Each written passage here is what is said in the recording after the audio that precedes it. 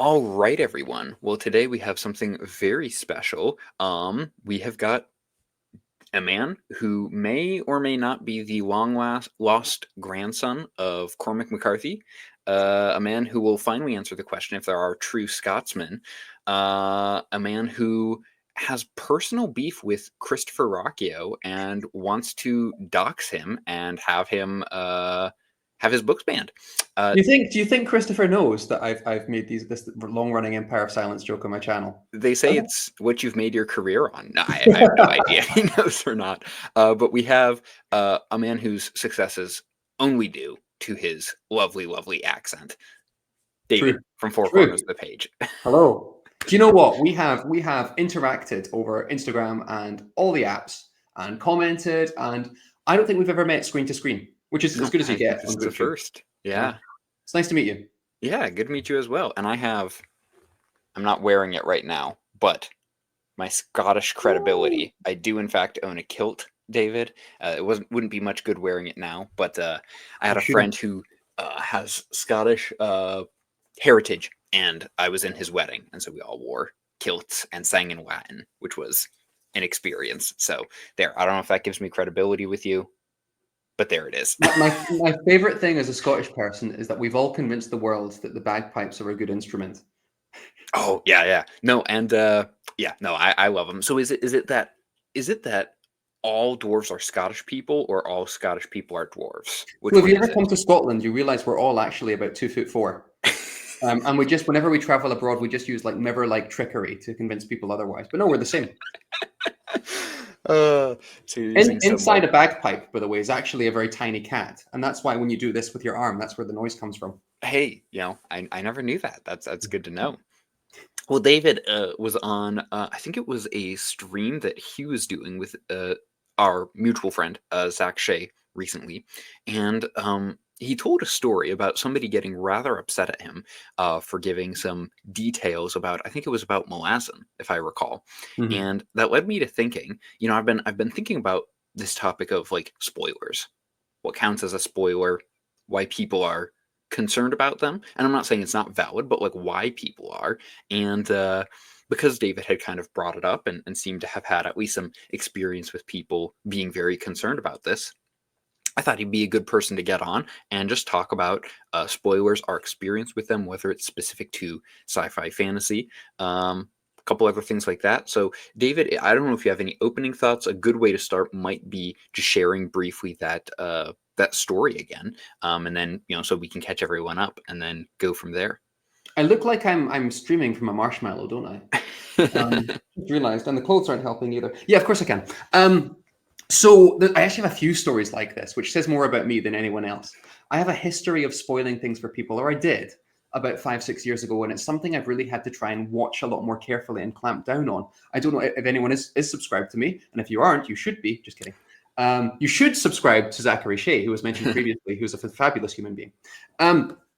I now on my channel, I'm so careful. I'm always like, this might be a spoiler. This might be interpreted as a spoiler because I had a few of these incidents. Hmm. So the first one that you're talking about, Sam, is when I was recommending Malazan to someone.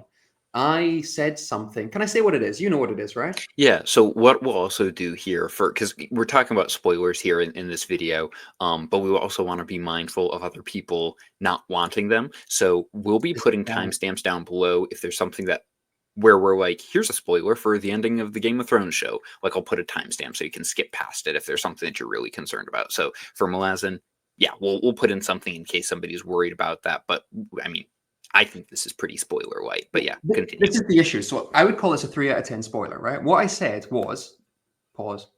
Malazan is brilliant because there's a pantheon. There's a Greek-like selection of gods, or like a Roman-like selection of gods, or Norse selection of gods. There's many of them. And I said to them, and this is the spoiler thing that my friend thought was a spoiler, and the gods can die. And at one point, a god might die. Something like that. I spoke about the fact that the gods are fundamentally mortal and might not make it. And some of them don't make it. And he got really, really fed up with me, like genuinely quite narked. He said, "You're like, what is the point of me reading this if you're already spoiling it?" And I remember being so struck by that because from my perspective, that wasn't even close to what I thought a spoiler should be. For me, a spoiler at that time was stuff like character deaths, and things like that. Now, I have also spoiled character deaths for people by accident, and I live with this knowledge until my dying day, because I was at a party. It was like a social gathering, like 8 or 9 of us in like a sofa-like situation, having coffees. And we were talking about Game of Thrones. Having coffees. Look at this massive coffee. I should say that I look like I've woken up later than you, and it's midday my time, and it's 6 a.m. your time. So this is true. Yeah. We were having this party, and we were talking about the ending, not the ending of Game of Thrones, season 1 of Game of Thrones, A Song of Ice and Fire, book 1. And I reference, because we're all just talking about it generally, and so I reference the ending, which I'm not going to say what it is, but you'll all know what I'm talking about. The ending, the climactic moment of A Game of Thrones. And my friend went, "What?" And I went, "What do you mean?" And she's like, "That's the ending?" I'm like, "How have we navigated like 7 minutes of this conversation?" And I had no inkling that you hadn't actually read it. Everyone else was really like walking that balance of keeping things spoiler free. And I didn't even realize. And I just completely dropped the ball and spoiled the ending of Game of Thrones. And I've done that in other capacities too when I was younger. And that makes me now extremely spoiler conscious, or I try to be, because I genuinely have upset people with my my conversation by accident. But I think this comes back to what constitutes a spoiler, and what do we think of as spoilers? Because I think it's different for each person. So what would you say is, like, in terms of general, like, overview or a broad definition that we can apply to this conversation? Like, what do you consider to be a spoiler? Is there a set definition, or is it flexible enough that there's no really way? Is it just like, well, the vibe of feeling like I know something that I shouldn't? So for me, and I don't know if you disagree with this, I do have some subcategories, which I'll get to in a minute. Generally speaking, I guess a spoiler is any intimation of what will happen in the future of the story. And it's also important that, I mean, you could maybe even quibble with this, but the subtext here is that person A has read on and person B has not. It's not like they're both at the same point hypothesizing about the future and what might be happening. It's much more just like, I have consumed this content, you have not, and I'm going to clue you in on some aspect of the story. Would you agree with that definition? That sounds about right. So saying, and this is general enough, saying like Rosebud is a sled, or Darth Vader's Luke's father, and these I consider to be just that's right, culturally knowledgeable enough that at a certain point it becomes so well known. And to be honest, I would say, like, the ending of book 1 of A Game of Thrones and season 1 of the show is so well known. I mean, my parents have never read the book or seen the show, but I wouldn't be surprised if even they are familiar enough to know that there's something that we would consider a spoiler, but it's just so ubiquitously known that it's almost transcended that. Oh, I need to tell you a story before we move on. There's a maybe I've spoken about this somewhere else. Forgive me if I have. There's a newspaper in the UK called the Metro. I don't know if it's just Scottish or if it's British, but the Metro is you get it on trains and buses. So you walk onto the bus, there'll be stacks of the Metro, you can pick one up and you can read it on your commute, which is a great idea. I'm not going to say what the event is, but Game of Thrones season 3, A Storm of Swords, there is an event. I'll just call it an event. But again, it's a very notorious part of this series. And I think we all know what I'm talking about if I talk about A Storm of Swords and the event that happens. The episode of Game of Thrones, the show, that these circumstances took place in, this event. Can I refer to what it is? Can I say it? The Red Wedding. Okay, it was the Red Wedding. The Red Wedding had just aired on HBO. The next day, in the Metro, on page 3, so you open up the newspaper and you look at it, there is a full splash picture of the Red Wedding, of someone dying horrifically during the Red Wedding, and then the byline was, or the headline and the byline was something like "Shock, Catastrophe in Game of Thrones show has several characters dead," and literally one of the characters getting their throat cut was the picture on the byline, and this caused a huge backlash, because obviously not everyone had watched the show in the 12 hours between the airing and the publication of the Metro. And I remember lots of people complained to the Metro, like it was a huge little firestorm in Scotland. And the Metro actually published some kind of opinion piece, something along the lines of, were we right? They never took ownership, but they said something like, were we right to post Uh, and basically, they apologized without apologizing. But it was a huge firestorm in Scotland because that is revealing something within a very short time frame. Something that most people had not consumed by that point, because Mhm. most people aren't actually consuming it live, are they? They're consuming it after the fact. Yeah. So that was a big one that happened in Scotland. Well, because here's my thing with the whole thing of spoilers. I guess like even as an idea. So if I'm going in to we'll say watch a movie, we'll take like yeah, we'll say actually we'll bring this up because it's a relatively new movie. The uh, fi- the Ryan Coogler movie Sinners. Okay. I was like, I'm not sure. I don't know if you've seen it or not, but I haven't watched it as of the time of recording this. I haven't watched the movie yet, and I was like, I'm not sure if I'm going to like this. And I went in and I read a plot summary, including most of how it ended, in order to see like, is this going to be worth me spending 2 hours, 2+ hours of my time on this? Because I think there's more to a movie than just like watching to see what happens next. And I think there's more to a book other than seeing that. Now, a book in its worst form, it being the lowest denominator type of entertainment, where all there is the thrill of turning the next page to see what happens next, then maybe it gets ruined if you know the ending. But if you know that like Beowulf dies battling a dragon at the end of the poem, it's not like, oh well, like now it's not entertaining to read, now it's lost all of its enjoyment. So this is one of the things that kind of confuses me about spoilers, is it's not like I like them or that I intentionally want people in my comment section to be like, oh, by the way, the series you're reading, here's the big, and here it is spelled out in great detail. Um, but like, it seems like people get very reductive about what they get out of their reading experience when they get upset about spoilers, because we're not just talking about knowing how things end. We're, in the context of this conversation, we started it by saying, not just here's something that happens, not here's the fate of a character. It's here is an element of world building in Malazan. Here's part of how the world works. And now that's seen as a spoiler. So I've written down, because I'm such a well-prepared man, I've written down some types of spoilers Mhm. that I'm wondering if you would consider spoilers or not. So Sure. I have 5 or 6 categories here, and if I run through them, you can tell me if you would consider this a spoiler. And let's link it to Luke Skywalker, Darth Vader. Would probably be a good. Okay, right. So warning of quality is the first spoiler I think that people were on the fence about. If I Mm, said to you, you should not read Wind and Truth by Brandon Sanderson because the ending is anticlimactic. mm. Is that a spoiler to you? That's a good question because I know a lot of there's a few booktubers in our circle who are reading through Sun Eater. Empire of Silence is doing a great job balancing my laptop right now, so I have nothing against it. That's right. It's finally getting a use. But there's some people who are reading through the Sun Eater books, and I'm hearing everybody, if they say, "Well, I'm not sure about this. What about this?"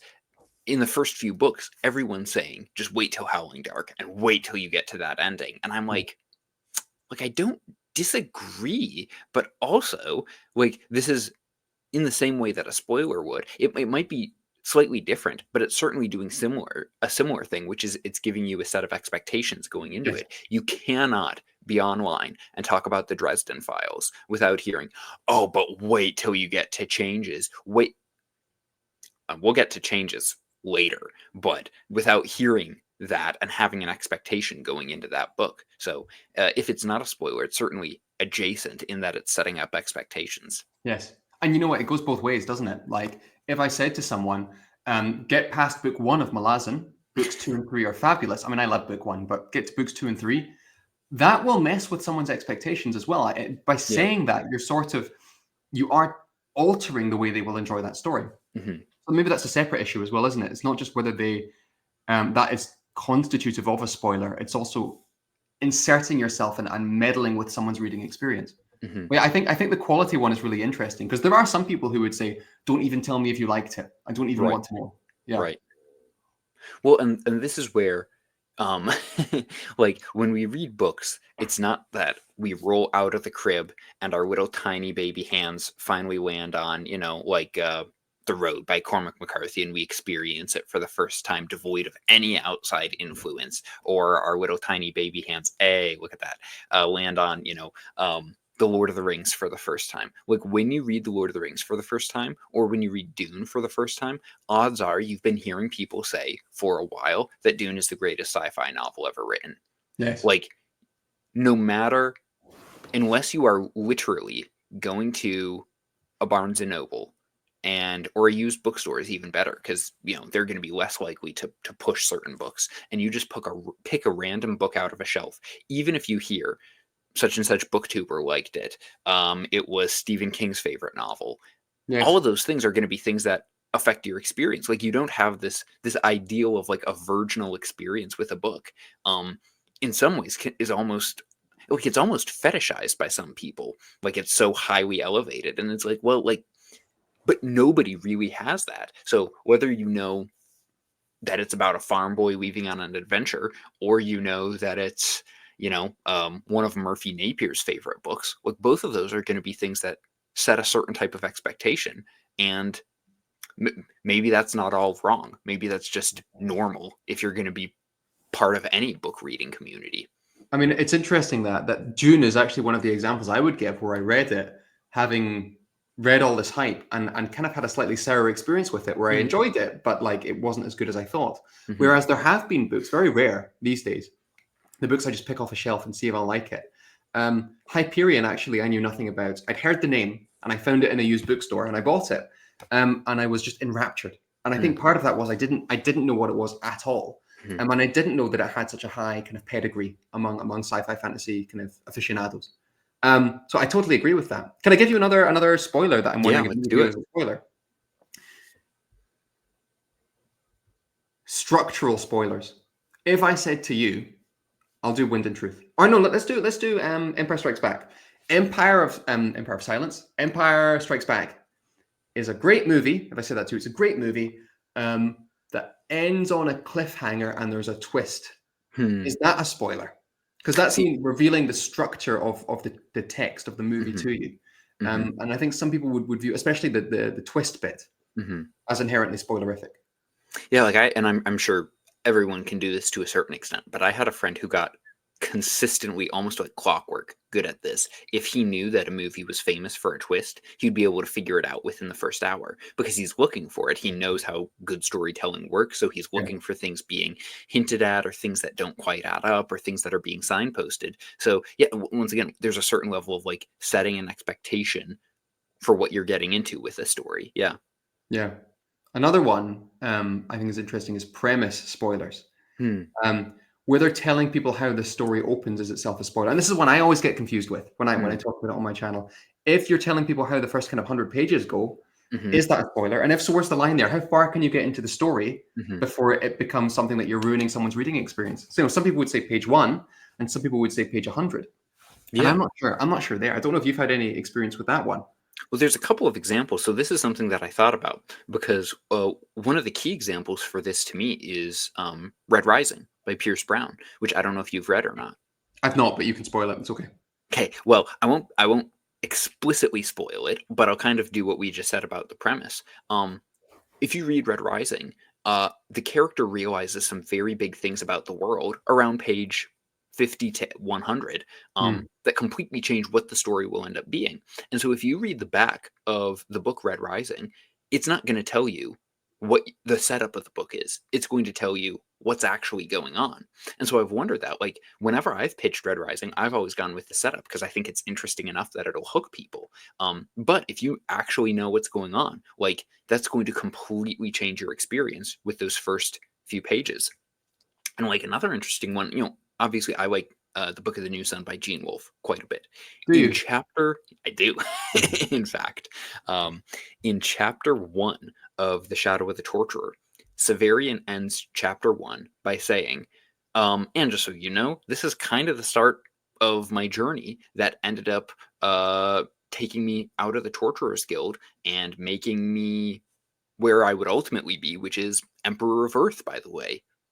And I mentioned that in one of my videos. He says this at the end of chapter 1 as he's narrating his story. I said this in one of my Book of the New Sun videos, and somebody commented and was like, dude, you just spoiled the entire series for me. Like, uncool. This is supposed to be like an intro for people who haven't read it yet thing. Yeah. And it's like, sorry, like I didn't do that. Like severe, and I explained it to him, and he was all cool about it. He's like, oh, I didn't understand that that's revealed at the beginning. But Book of the New Sun does this. The Name of the Wind does this. The Sun Eater books do this. There's a lot of Yes, books. If you've read Stoner by John yes, Williams, yes. yeah, John Williams opens by being like, hey, here's this guy. He did a couple things in college, was kind of unremarkable, and died.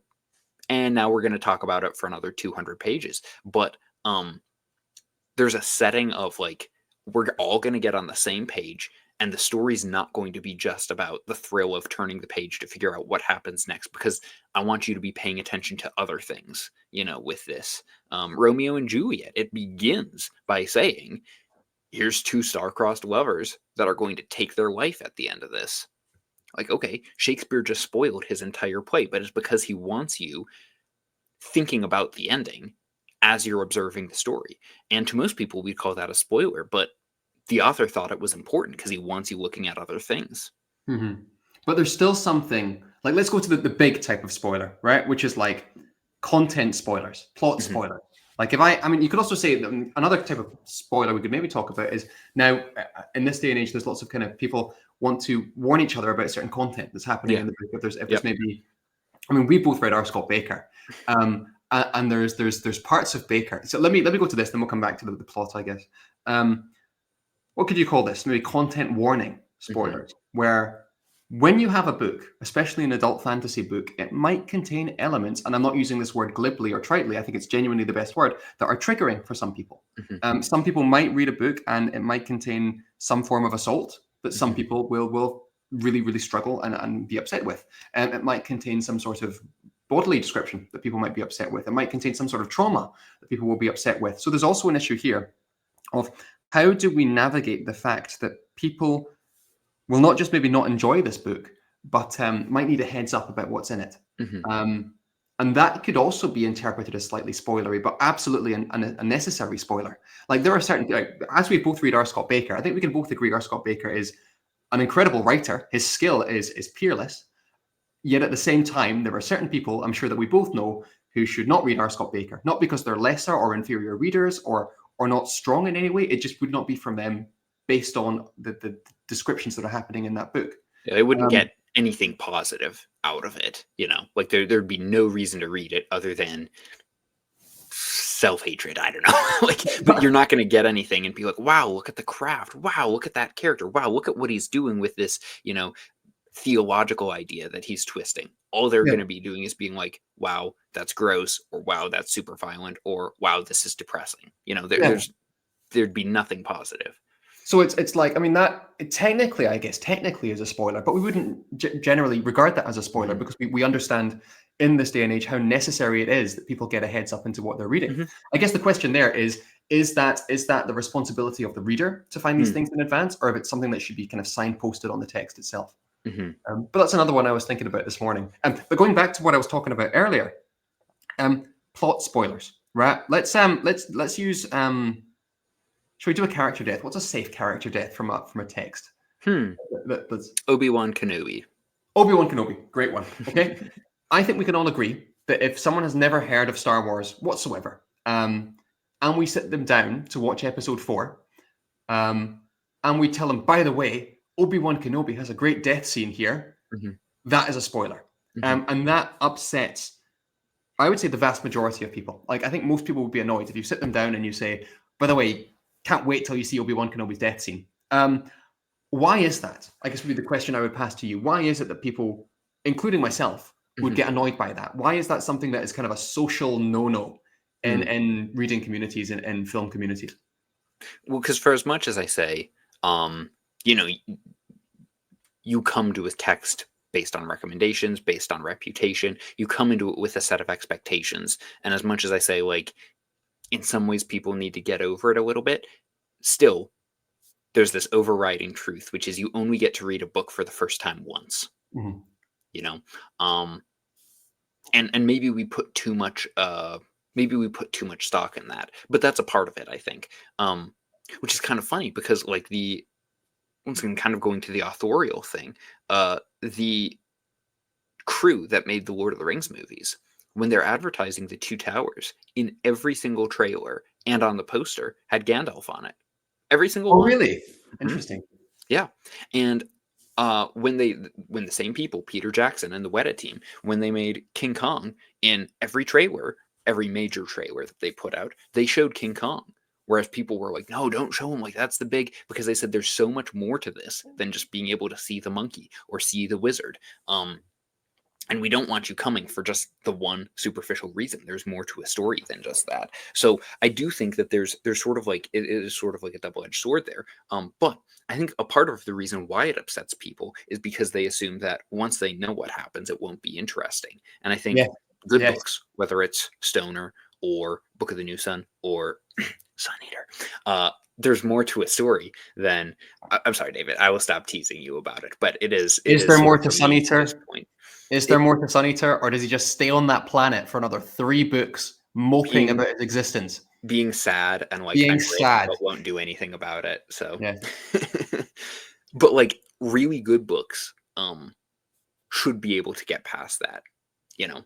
But it's almost like I would totally agree with everything you said. Mhm. I would add 2 points. I think the first point is that, and this is less connected to what you were just talking about, but I'll get to it first. I think people often feel a sense of violation when a spoiler is given to them. It's Mhm. almost like something has been stolen from them or taken from them, and I think there's a sense of an intrusion and almost like, I hesitate to use the word violence, but kind of a violent disruption of your enjoyment of the story. It's like someone has come in and done something, Mhm. and I think that's why people get so upset, because they feel that sense of intrusion. But I also really liked what you were saying, that it doesn't, getting the spoiler doesn't necessarily affect your experience. And I guess we can get to that in a minute, whether viewing or reading experience is better or worse pre or post spoiler. Mhm. But I do think there is a, how to articulate this. If I know that Obi-Wan Kenobi dies towards the end of the movie, I will be watching this thing, looking for the clues. Yeah. As you just said, you'll be looking for all the subtle signals and the Mhm. foreshadowing and things like that, because you know what's going to happen, so your brain does Mhm. that automatically. And I don't think that is a different viewing experience. Well, it is a different experience, but I don't think it's a cheaper viewing experience. I think it's equally valid. But in some ways, it shifts the text, I would argue, from enjoyment to academic. It Hmm. shifts the text from fun to analysis, Hmm.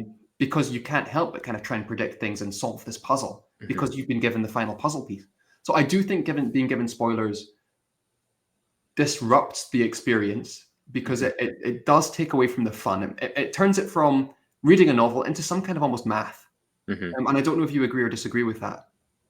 I think I would, other than maybe tweaking the terminology, because I would see the analysis part of it as fun still. It's just a different type, Yeah. which I don't know, maybe if you'd agree with that or not.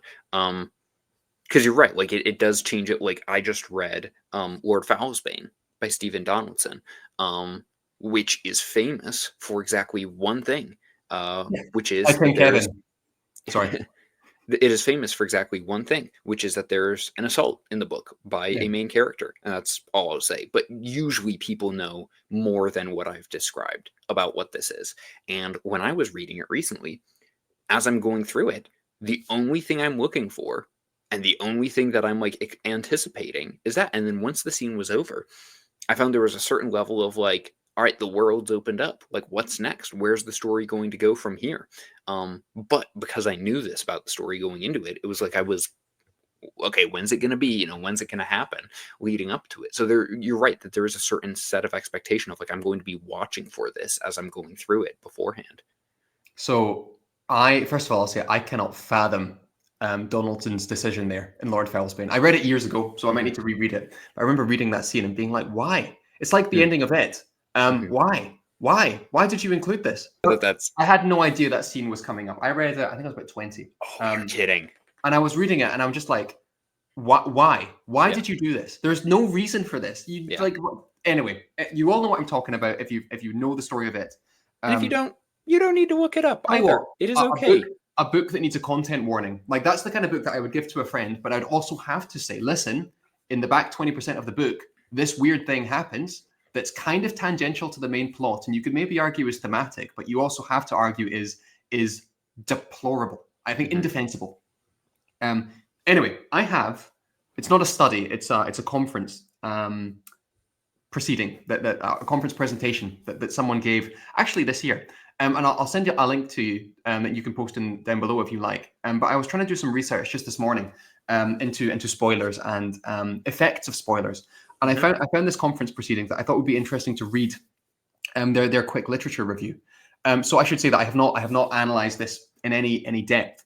But what this author has done is they pulled together about 5 or 6 different studies and talked about the variety of results of the effect on people having read spoilers. I thought it could be interesting to read it out if that's okay. Sure. Cool. Understanding spoilers and their effects. Okay, this is about 90 seconds of reading, so buckle in, Sam. Prior research has studied the effects of spoilers with fairly conflicting results. I think we often talk about spoilers. Everyone points to that one study where people didn't seem to mind, but it seems as though the reality is there's lots of different studies with different interpretations.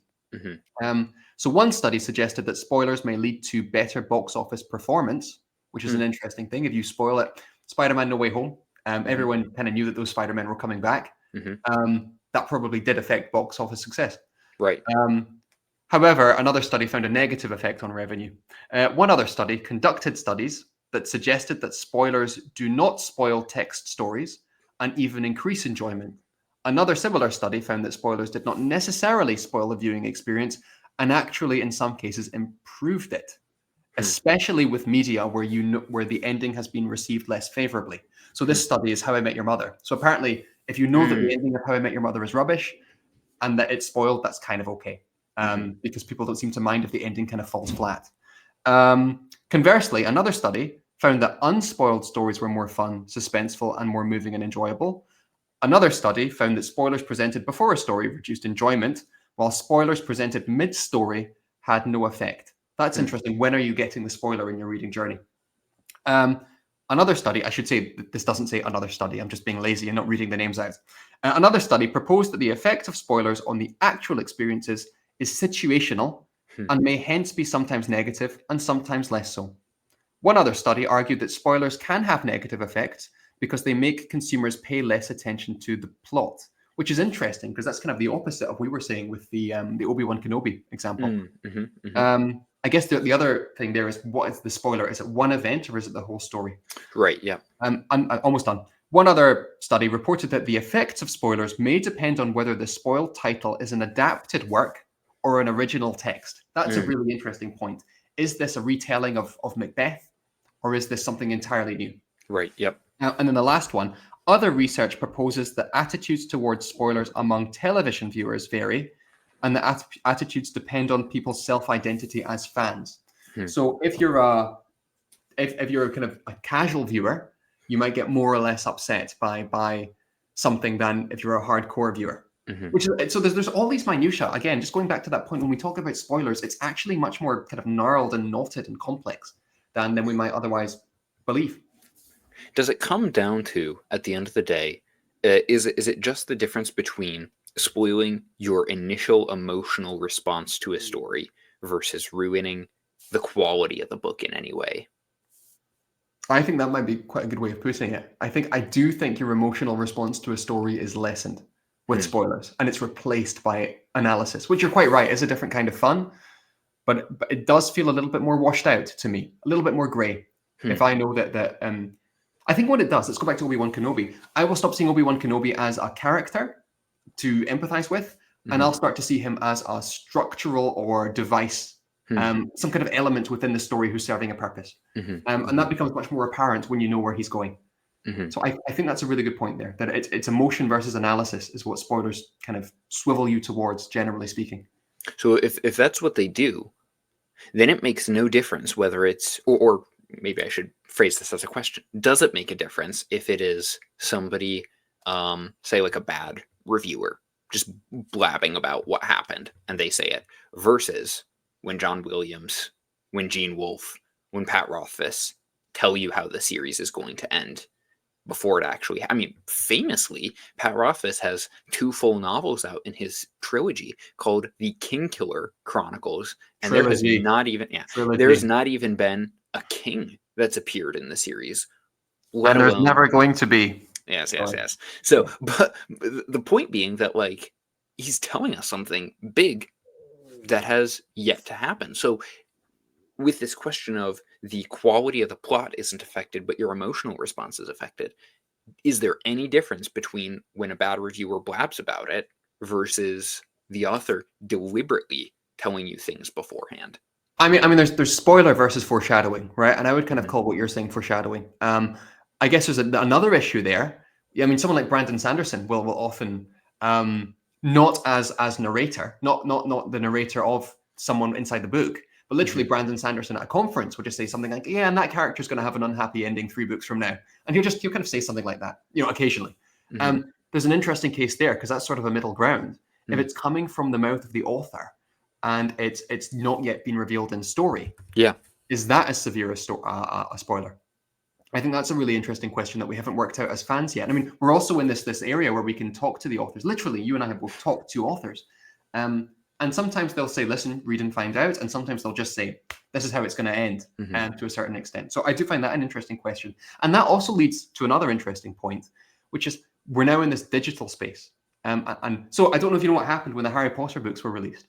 Do you know about Mhm. the spoilers that happened there? A little bit, but you can catch us up here. Basically, when this is kind of pre-internet or cusp of internet, like as internet exists today, Mhm. um, there were people dedicated to spoiling these books for everyone because they're basically trolls, pre-internet trolls, or kind of Mm. pre-modern day internet trolls. So they Yeah. would, I'm going to spoil the Harry Potter book six. Um, they would literally go and buy or Half Blood Prince, get to the end, read the climax, and then they would literally drive down these lines of people queuing to the midnight release of Half Blood Prince, and then yell, "Snape kills Dumbledore." That they would do that, which is kind of funny, but also not funny because that's horrific. I would be upset. It's kind of funny in hindsight, but it's not funny at the same time because I Yeah, would yeah. happen to me.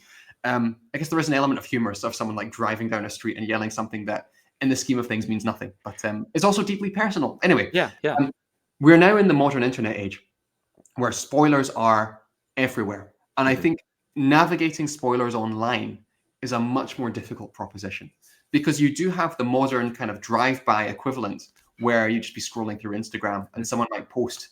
This happened to me with Star Wars.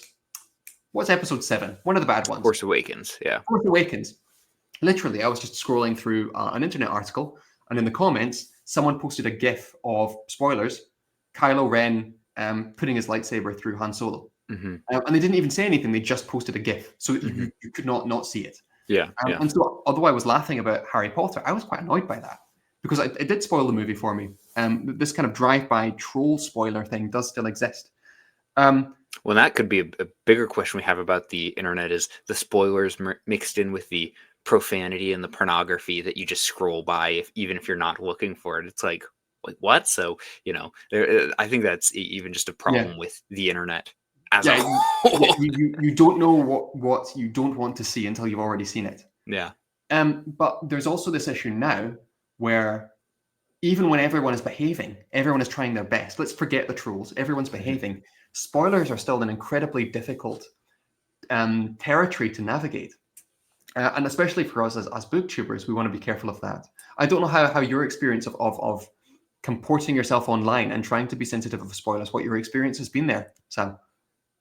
Well, there's I don't know. I haven't, I mentioned the one guy with Book of the New Sun Yeah. earlier, but in general, I kind of feel of two ways about it, which is on the one hand, if I just tell you, like, book good, go read book, well, you're not going to read a book. Yeah. Everybody's got 300 plus books on their, I mean, that's being, uh, that's being on the low end, Yeah. on their TBR. Like, you're not going to read it. But if I tell you, Gene Wolfe does this really like, oh, okay, well, I'll take an example because I just finished it up last night. The Anubis Gates by Tim Powers. If I were talking to a Gene Wolfe fan or somebody who'd read Book of the New Sun, there's a few things that I could say. Powers does some eerily similar. Like there's some really weird sci-fi things that Wolfe does that Powers does the exact same thing, but in such a different context. And so if you're a New Sun fan, like absolutely pick up the Anubis Gates. And if New Sun's not for you, the Anubis Gates is still great and has enough other stuff that you'd like in it. But there's so many other books to read without a book that's being hyped everywhere that you're not going to hear everywhere. Like, that's what I have to say to even get you interested. And Yeah. it might have you looking for something to come up because I've told you something about it. But like, how else would I even slightly interest you in this book otherwise? Like, because you've got, not you, but like you've got the entire Cosmere and all of, I don't know, Rob J. Hayes's books and the 79 Malazan books that have been written that are on the TBR, and everybody's talking about them. So of course that's going to take priority. Like, you got to hook them some way. So you have to know something about the story more than just farm boy weaves on adventure. I know that neither of us are particularly caring about numbers on our channel. Thank goodness, because we're both tiny. But here's an issue as well: is would you classically regard a video that is spoiler filled versus spoiler free? Which of those kind of tend to get more views? Would you reckon? I think spoiler free in general. And yet, once again, I think it's a binary that doesn't matter as much. And I'll give you an example since you're Okay. right here. So, David, you did a video a couple months back going over hot takes on Malazan Yeah. with Philip and Zach and Joanna. And am I forgetting anyone? Books with Banks. Yeah. Okay. Yeah. And Subscribe to Books with Banks. He's great. I've not read Malazan. I've read the first 20 pages of Gardens of the Moon just to taste test it, but it's Yeah. still coming up. I watched the whole video between you guys, and guess what? There's nothing there that I learned that was like, what? I wish I hadn't known that. It would have been so much better. It's like, oh yeah, here's this company of soldiers, and here's another company, and this company kind of does some stuff over here. And there's so much of a removed context that if there was anything that was a specific like plot detail, by the end or by the time I get to the book, I'm gonna have forgotten whatever it was that was said there, you know? I am fascinated by a YouTube channel, a huge YouTube channel that I'm sure most people will know of. Quinn's Ideas. Do you Mm, follow Quinn's Ideas? yeah. This man perplexes me. First of all, he's brilliant. Like Mhm, he's an amazing channel that I think most people will know about. But he perplexes me because his videos are just. I mean, the thing about Quinn's Ideas is that Quinn doesn't have any ideas. No offense to him. He just tells the story of these texts that we like, yeah. and he adds some atmospheric music, and he kind of narrates the key points, and he's doing exceptionally well. Yeah. And I watch his videos. He does some really good stuff on Hyperion, on Three Body Problem. He's more sci-fi. The Mhm, Jaunt by Stephen King. But I find this channel so interesting because he basically just tells you the story and completely spoils the story of these mhm, books. Like let's take his Three Body Problem videos. His videos don't really, and I'm not meaning this in a negative way whatsoever, but he doesn't really kind of add much commentary. He just kind of tells you the story of Three Body Problem all the way through in a way that will tell you the entire story. And so this is a really interesting thing because I'm watching this like, who's watching this? Because if you've read the story, then you know it. mhm, And if you haven't read the story, you will finish this whole thing and kind of feel no need to read the story. Nevertheless, that man is doing extraordinarily well. He's one of the top booktubers. mhm, Um, and I just kind of submit this to you because I find it a really interesting concept that these full spoiler videos that aren't even like kind of analysis, it's not like the hardcore fans are flocking to it, do tend to get a lot of traction, and people don't mhm, seem to mind so much as long as they're aware of what they're getting into. I mhm. don't know if you've watched much of Quinn's Ideas. He's a fantastic channel. I'm making fun of him a bit, but he's really, really, really good at what he does. Yeah, yeah. No, for sure. So maybe it comes back to what you said of we get upset at spoilers when we go into it not knowing, when it's almost like violating, where it's like, Yeah. well, you told me that and I didn't want to know. Because to bring it back to something you mentioned a bit ago, you're like, so at what point is it like foreshadowing? And when is it a spoiler? Because Severian saying, I'm going to end as the Emperor of Earth, that's not foreshadowing. He's telling you the ending of the series. Like, that is the ending to the book. And guess what? David, guess what? At the end of the Book of the New Sun, Severian becomes the Emperor of Earth. Like, I don't know if you knew that, but like that's how it ends there. And the funny thing to me, because you mentioned like, does it change at all when an author does that? Because they'll do that. They can do that on live streams or at conventions. But they also do that in how things are named. And I'll give like an example. People point to, I don't know if you've read the Broken Empire books by Mark Lawrence. Yeah. Book 1 is Prince of Thorns, book 2 is King of Thorns, and book 3 is Emperor of Thorns. And people Yeah. have been like, oh, that's a spoiler. That like ruins the series for me. Why would I want to keep reading if I know the ending? And it's like, if the only thing keeping you reading the books was to see whether or not Jorg goes from being a prince to a king to an emperor, then like that's a really bad reason to be reading a series, just to figure out, is he going to like level up over the course of the trilogy. But it's not just that. Like that's an easy example to point to. But I mentioned it before. Can I give you one? Yeah. R. Scott Baker, apparently he's still considering doing a series after Aspect Emperor, and he knows what the title of it is, but it's also called among fans the trilogy that shall not be named. Yeah. Because it's the trilogy title that is planned is a spoiler for books 1 through 7. And I'm like, kind of like, then why wouldn't you just change? Anyway, it's a really interesting example because he's decided that series. Do you title. know what it's named? Yeah, can I tell you? Well, I know what it's named too. Yeah, I know what it's like named. I've heard it, and I'm like, but here's the thing: what it's named is something that I thought I knew. I thought was said in the text, like oh well, this is obviously what's going to happen later on in the series, halfway through book 1, And so I'm not saying like, oh, Sam's so brilliant, he figured it out. I'm just saying like there's standard conventions to storytelling, and there's a certain the spoiler around part 3 of the second apocalypse that David's alluding to is a reference to a character. And I'm like, well, like, yeah, like obviously that would be a part of the story near the end. Like, no duh. Yeah. I have one other thing on my notes that I wanted to bring up. Yeah. And it's more about it's going back to us as booktubers. Because I'm wondering if I Do you can mind if I pick bring your up one other thing about titles here? No. Yeah. Yeah, go for it. Because one other thing, and I mentioned this earlier, is like, okay, so where do you take that, or like where does that end? Like Yeah. people have said the title Return of the King is a spoiler, and it's like, well, like Tolkien called it that, and I know there was some dispute with him and the publisher. Okay, I get that, but like that's what it's called. But like, how far do you take that? Do you say The Fall of Babel by Josiah Bancroft? Like, that's a spoiler. Yeah. Exodus from the Long Sun by Gene Wolfe. Like, Mhm. what, they leave the Long Sun? It's like, well, like at a certain point, even the titles give you, and I'll give, like, this is what I was mentioning a minute ago. In the Dresden Files, there is a novel that is called Changes. Yeah. And the very next novel is called Ghost Story. Now, boys and girls, let's rub 2 brain cells together. It's not hard to figure out a big plot point.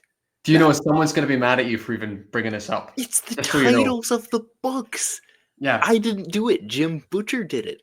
I haven't read the Changes. I didn't realize this. Yeah, I haven't read the books. I don't know what happens in Changes. But like, I looked at the books lined up and I said one is called Changes and the next is called Ghost Story. I'm like, I wonder, and so does that mean now like Changes is ruined for me? Well, like hopefully there's more in the book than just what I'm hypothesizing could be a spoiler there, because once again, I haven't read Dresden Files, so I can't spoil it. But sorry, I'm cutting you off. Continue. No, I'm just saying, like, there's a certain level of like you can take a lot from just the titles if you pay attention. And so the same thing that we're getting upset at people for like spoiling, and I'm not talking about saying like, oh, the reviewing every plot point of the ending. I'm saying as little as, by the way, the thing that you said about Malazan, something as little as that, you get much more just out of titles if you pay attention. Well, I was going to give you the example of Dresden book 16 and 17, where you have a book called Peace Talks. Yeah. And then the following novel is called Battleground. I wonder how those peace talks go. Those peace talks went, yeah. I've never thought about that with Butcher, but he does really kind of put his cards on the table in his titles, doesn't he? The other thing as well is when you read the back of a book, you look at the blurb, and it's you have to be so careful when you're. So I have Second Apocalypse right there, and I've got books 2, 3, 4 of Aspect Emperor, and I'm not even touching them because I don't want to turn around one of the books and see something along the lines of like, Roger has died, and sometimes books do that. So you got to be careful with that too. What I was going to tell you is I really want to. Finally, Kellis and a commune got married. Spoilers. What? I wanted to tell you because I have a video idea for my channel and I have no idea how to do it because I think there's some really interesting discussion to be had on villains who get swapped out mid-story. Right? The idea of like Far Cry 3. I'll use a video game example. We're halfway through the video game Far Cry 3. It's 12 years old. The really fascinating antagonist is killed and replaced with a slightly less interesting antagonist. Season 1 of, I'm trying to give some examples from other franchises. But actually, no, I'm going to stop there because this is my whole point, right? There is no way of talking about this without spoiling something for someone. Because even if I say, listen, spoilers for Far Cry 3, you immediately know that in the video game Far Cry 3, the antagonist is swapped out. Right. But I'm struggling because I really want to make this video. It's like, well, you can't do a video about character deaths. Yeah. You're like... Well, you could do character deaths, but if you call it protagonist death, and then you said spoilers for whichever, then you've just spoiled it. You've given the game away. And so this is more or less a personal kind of note. I'm struggling sometimes when I think about how to make videos,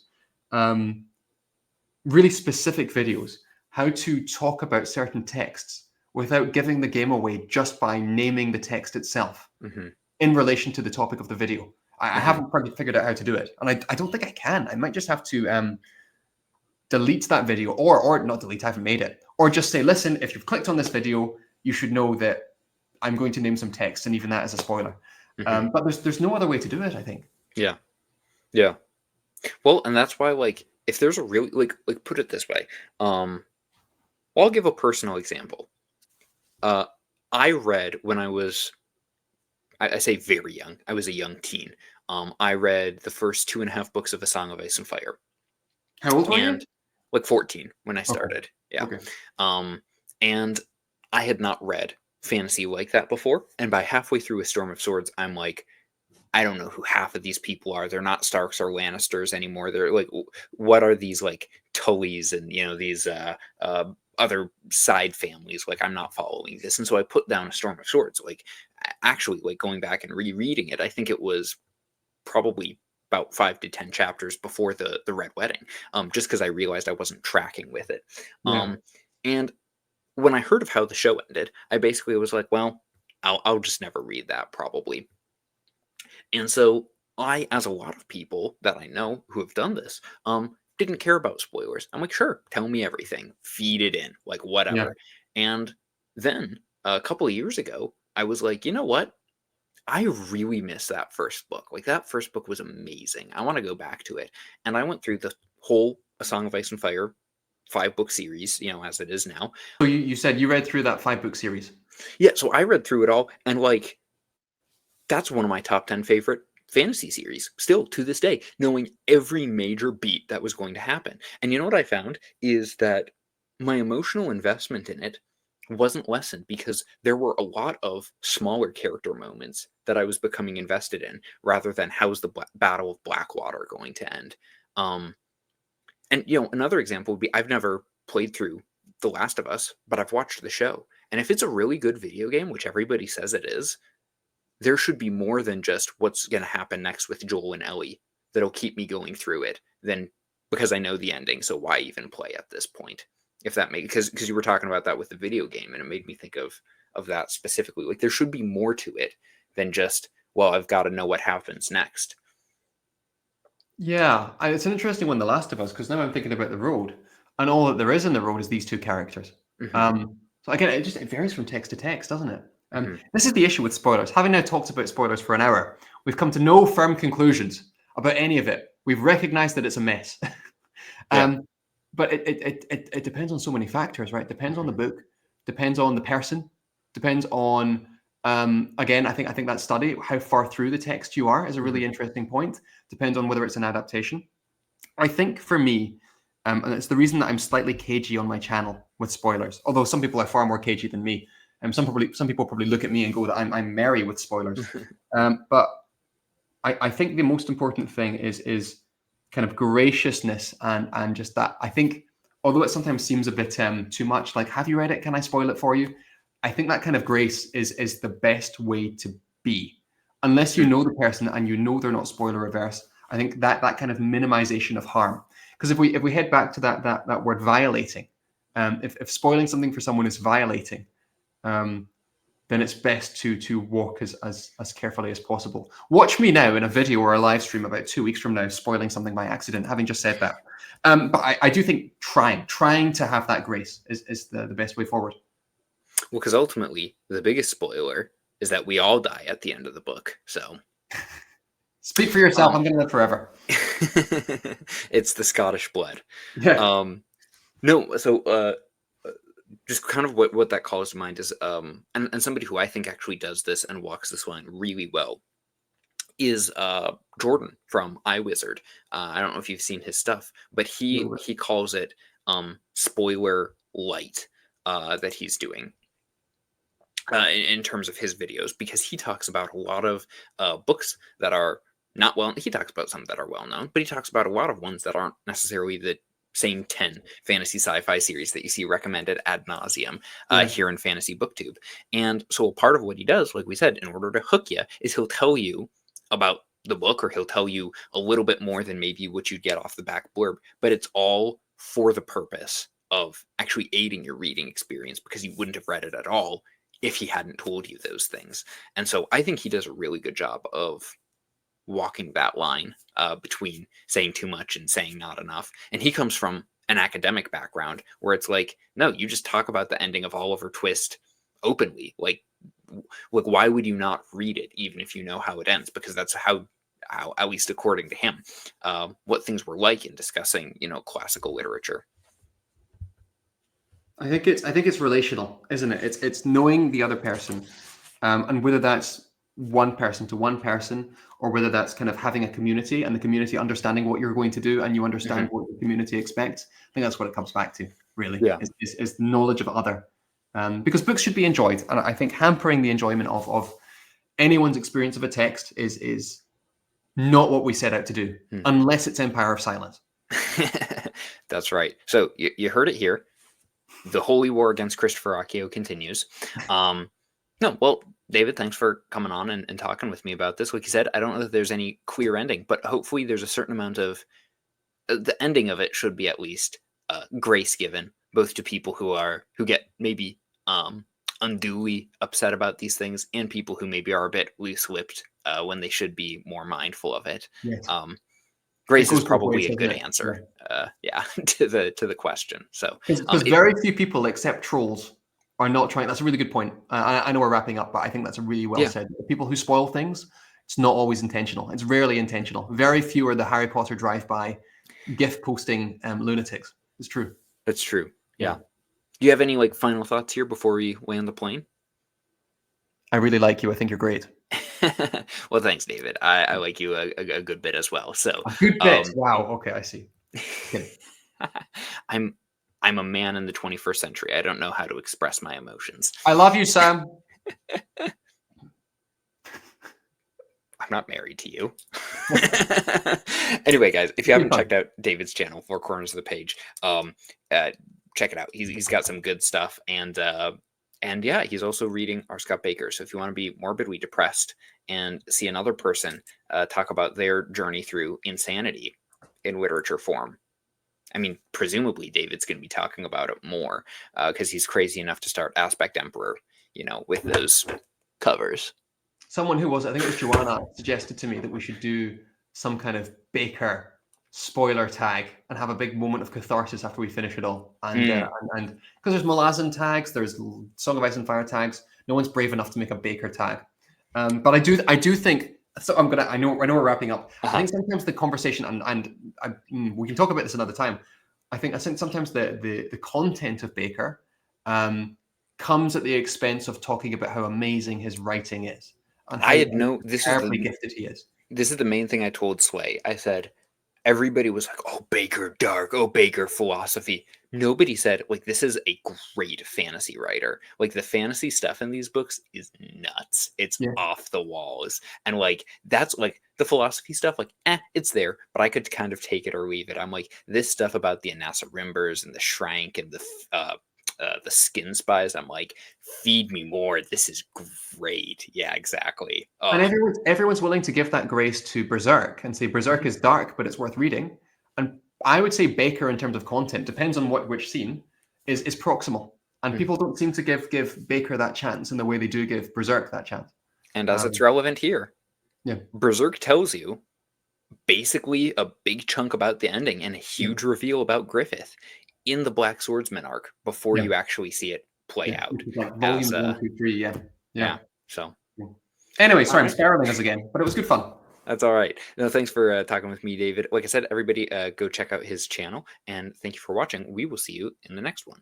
Bye. Well, I will. David won't, because he doesn't live here. That's right. Be nice in the comments. Don't spoil things.